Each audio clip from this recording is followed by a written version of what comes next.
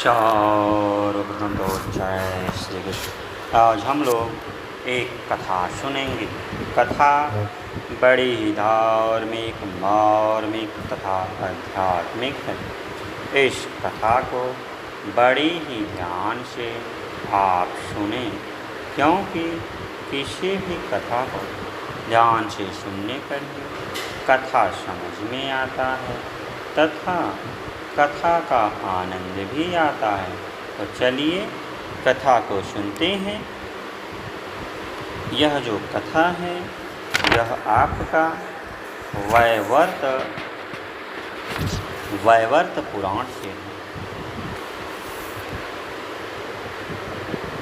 एक बार कैलाश पर्वत पर महायोगी सूर्यपुत्र शनैश्चर अर्थात शनिदेव शंकर नंदन गणेश को देखने के लिए आए।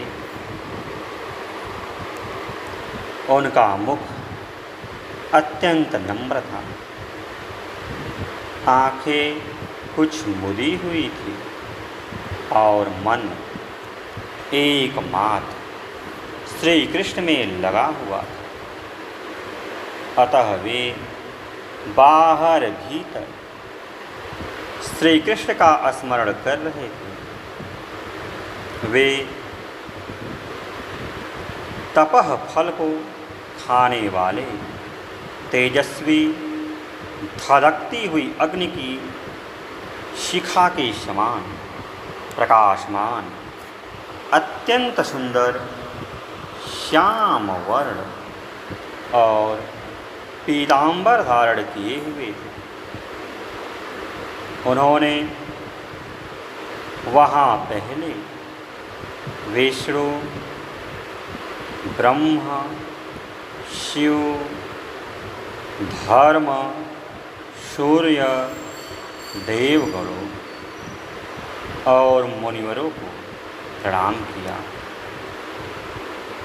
फिर उनकी आज्ञा से वे उस बालक को देखने के लिए गए। भीतर जाकर शनैश्चर ने सिर झुकाकर पार्वती देवी को नमस्कार किया। उस समय वे पुत्र को छाती से चिपटाए रत्न सिंहासन पर विराजमान हो आनंद पूर्वक मुस्कुरा रही।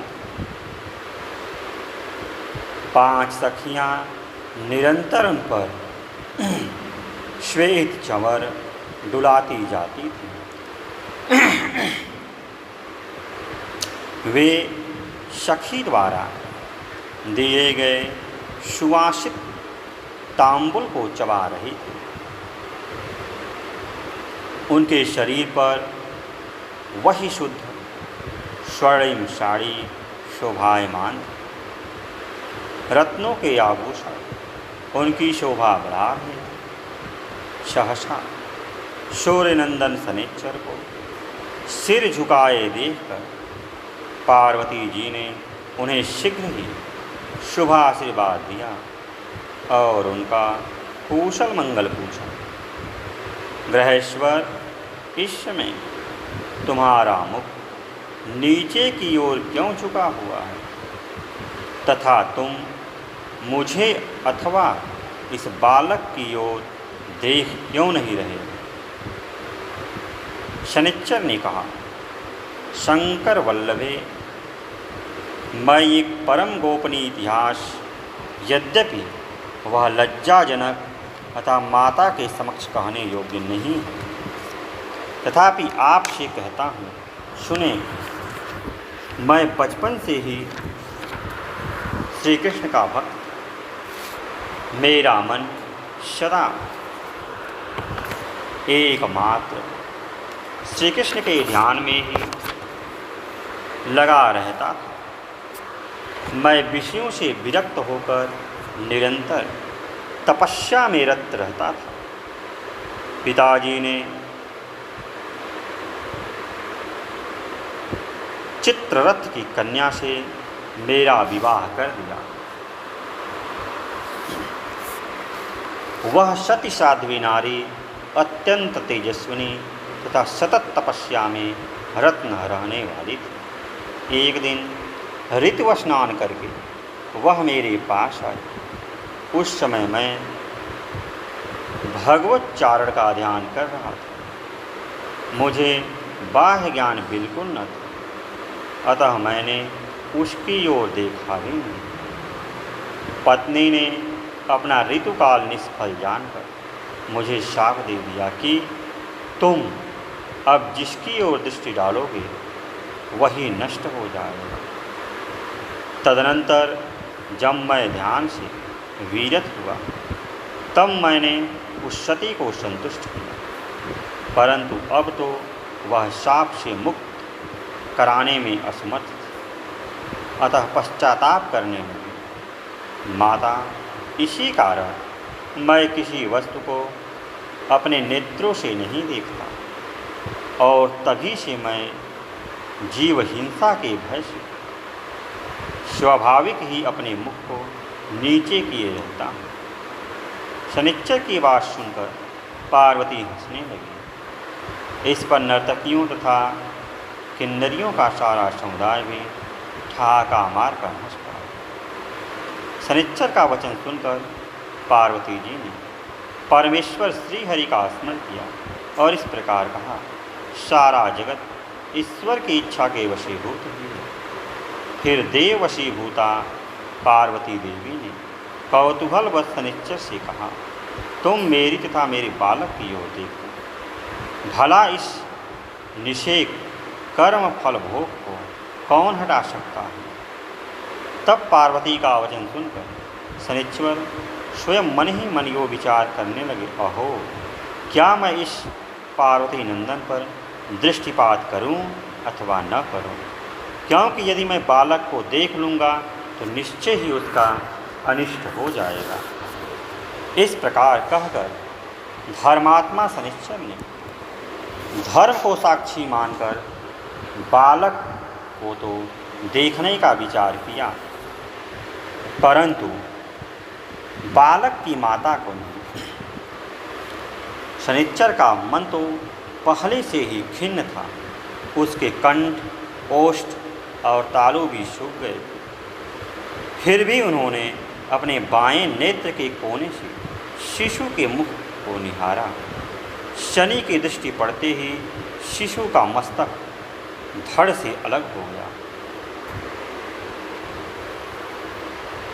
तब ते शनिश्चर अपनी आँख फेर ली और फिर वे नीचे मुख करके खड़े हो गए। इसके पश्चात उस बालक का खून से लथपथ हुआ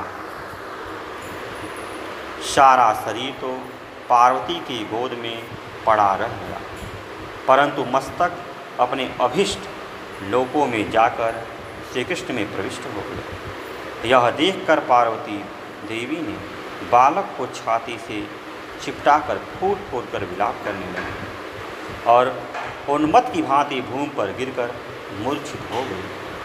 तब वहाँ उपस्थित सभी देवता, देवियाँ, पर्वत, गंधर्व, शिव तथा कैलाशवासी जन यह दृश्य देखकर आश्चर्यचकित हो गए। उस समय उनकी दशा चित्रलिखित पुतलिका के समान जड़ हो गई। इस प्रकार उन सबको मूर्छित देखकर श्रीहरि गरुड़ पर सवार हुए और उत्तर दिशा में स्थित पुष्पभद्रा के निकट गए।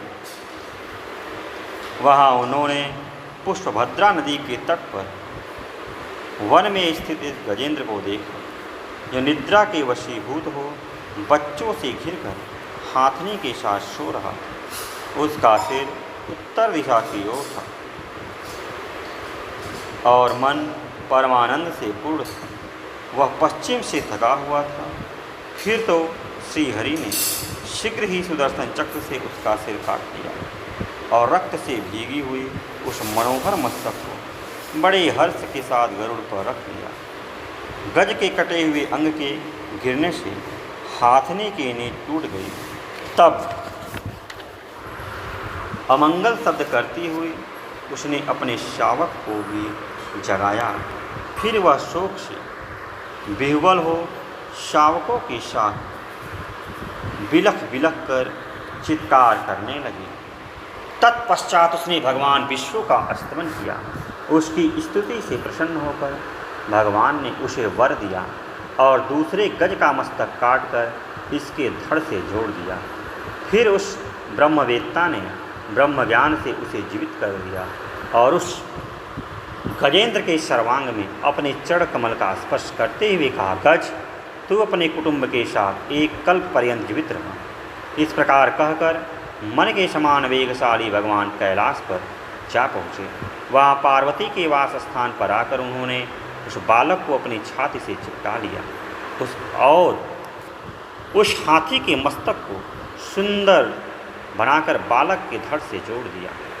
फिर ब्रह्मस्वरूप भगवान ने ब्रह्म ज्ञान से ओंकार उच्चारण किया और खेल खेल में ही उसे जीवित कर दिया। पुनः श्री कृष्ण ने पार्वती को सचेत करके उस शिशु को उनकी गोद में रख लिया और आध्यात्मिक ज्ञान द्वारा पार्वती को समझाना आरंभ किया। श्री विष्णु का कथन सुनकर पार्वती का मन संतुष्ट हो गया। तब वे उस गदाधर भगवान को प्रणाम करके शिशु को दूध पिलाने लगी। तदनंतर प्रसन्न हुई पार्वती ने शंकर जी की प्रेरणा से अंजलि बांधकर भक्तिपूर्वक उस कमलापति भगवान विष्णु की स्तुति की। तो आज के लिए इतना ही। फिर किसी दिन अन्य वीडियो मिलते हैं। तब तक के लिए जय श्री कृष्ण, जय श्री कृष्ण।